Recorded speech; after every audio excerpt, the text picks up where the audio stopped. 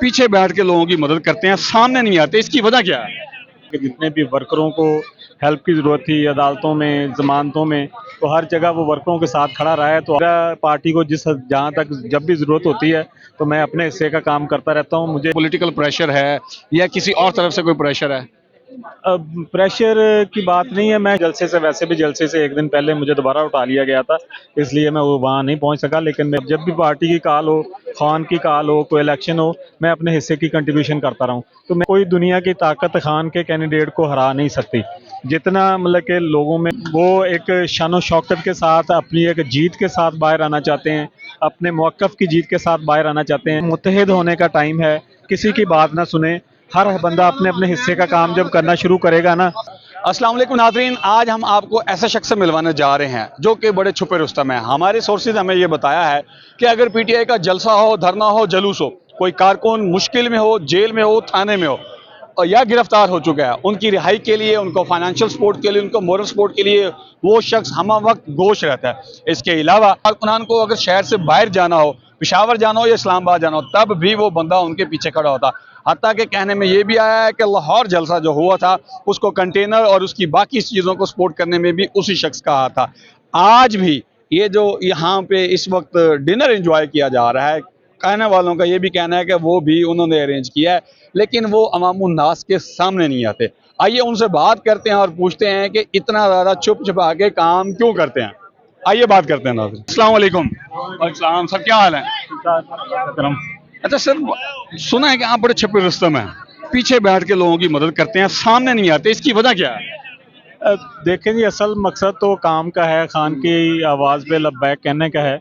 और आज वैसे भी यूसुफ वाइन का दिन है। जितने मैं 2 साल से देख रहा था कि जितने भी वर्करों को हेल्प की ज़रूरत थी अदालतों में, ज़मानतों में, तो हर जगह वो वर्करों के साथ खड़ा रहा है। तो आज हमारा भी फ़र्ज़ बनता था कि उसके साथ खड़े हों, पूरी पार्टी उसके साथ खड़े हों।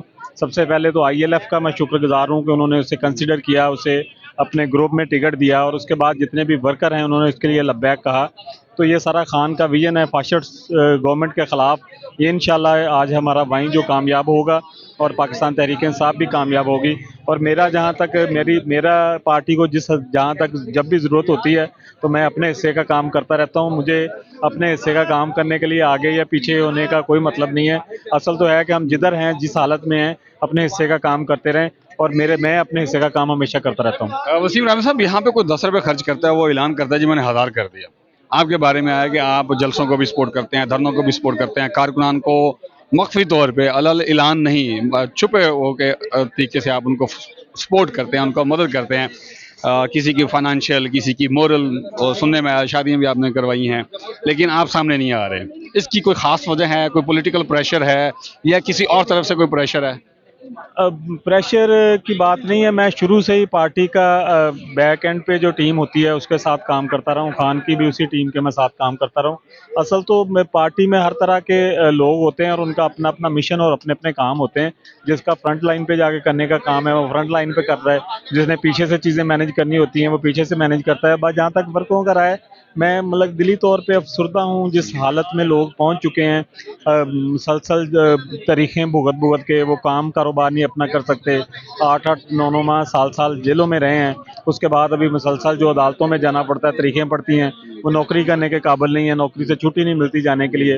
तो ऐसे मतलब कि बहुत बुरे हालात में थे वर्कर्स। तो ऑब्वियसली उनको खान की भी कॉल थी कि जितने भी मुखय्यर हज़रात हैं, वो जितने भी जेल असीरान हैं या वर्कर्स हैं जिन मुश्किल हालात में, उनका साथ करें ताकि पार्टी मुश्किल वक्त में अपने वर्कर्स के साथ खड़ी रहे। तो मैं अपने हिस्से का काम करने की कोशिश करता हूँ और इंशाल्लाह खान के विज़न के मुताबिक करता रहूँगा। राना साहब, कोई जलसे में एक कुर्सी लगा दे तो वो स्टेज के ऊपर चढ़ जाता है। आप पूरा पूरा जलसा पिछला आपने सपोर्ट किया लाहौर के अंदर, नजर नहीं आए, फिर वही मैंने सवाल। मैंने बताया ना कि मेरे ज़ुम्मे जितना काम था, मेरे ज़ुम्मे अरेंजमेंट्स का काम था। मैंने वो अरेंजमेंट्स का काम कर दिया और जलसे से, वैसे भी जलसे से एक दिन पहले मुझे दोबारा उठा लिया गया था, इसलिए मैं वो वहाँ नहीं पहुँच सका। लेकिन मेरे हिस्से का जो काम था, जो स्टेज सजाना था, जो साउंड का करना था, वो सब मैं कर दिया था। इसी वजह से मुझे फिर वो रात को उठा लिया गया था, 2 दिन बाद छोड़ा गया।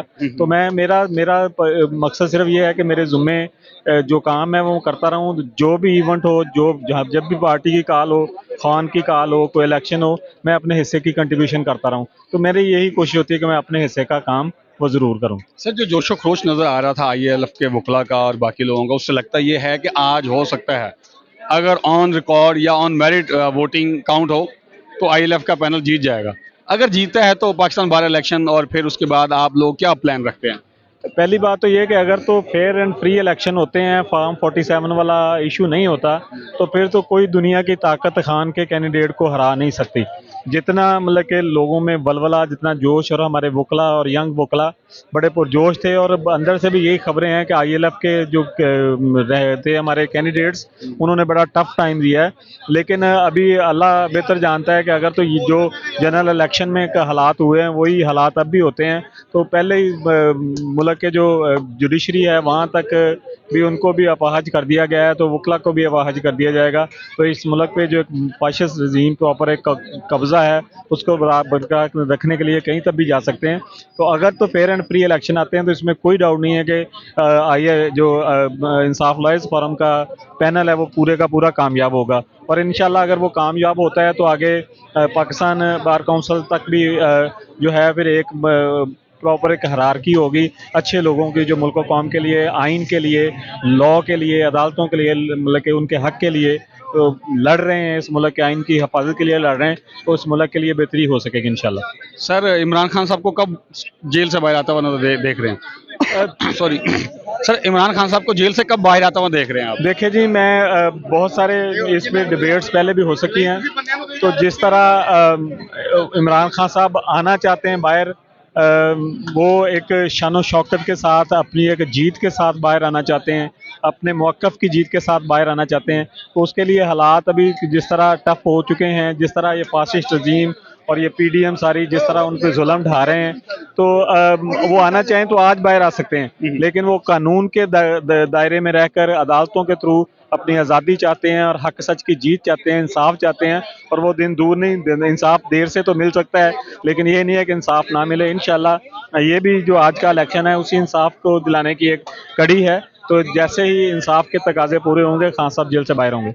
सर कारकुनान को क्या मैसेज देना चाहेंगे हमारे चैनल के तवज्जुह से? जी, कारकुनान के लिए मेरे यही मैसेज है कि पार्टी में बहुत सारी पोलराइजेशन है, पार्टी को तफरीक करने की कोशिश की जा रही है, हर बंदा एक दूसरे की तरफ गलत नज़र से देखता है, तो ये मुत्तहिद होने का टाइम है, किसी की बात ना सुने, हर बंदा अपने अपने हिस्से का काम जब करना शुरू करेगा ना, तो पार्टी एक जगह पे इकट्ठी हो जाएगी।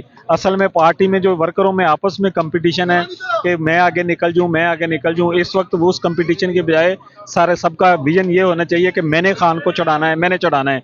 तो इस तरह सारे हाथ मिल सकते हैं, रेदर देन कि वो एक दूसरे के कंपटीशन में आए, एक दूसरे का हाथ पकड़ के आगे बढ़ें, और तभी एक मूवमेंट बन सकेगी जो खान को आज़ादी दिलवा सकती है। बिल्कुल जी, ये तो वही बात है कि united we stand, divided we fall.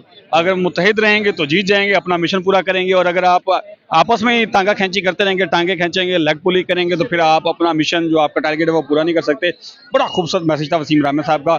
हम गाए बगाए इनसे इंटरव्यूज़ भी करते रहेंगे और इनसे अवाम उन्नास को मैसेज भी भिजवाते रहेंगे। मुझे इजाज़त दीजिए, बहुत शुक्रिया, अल्लाह हाफ़िज़।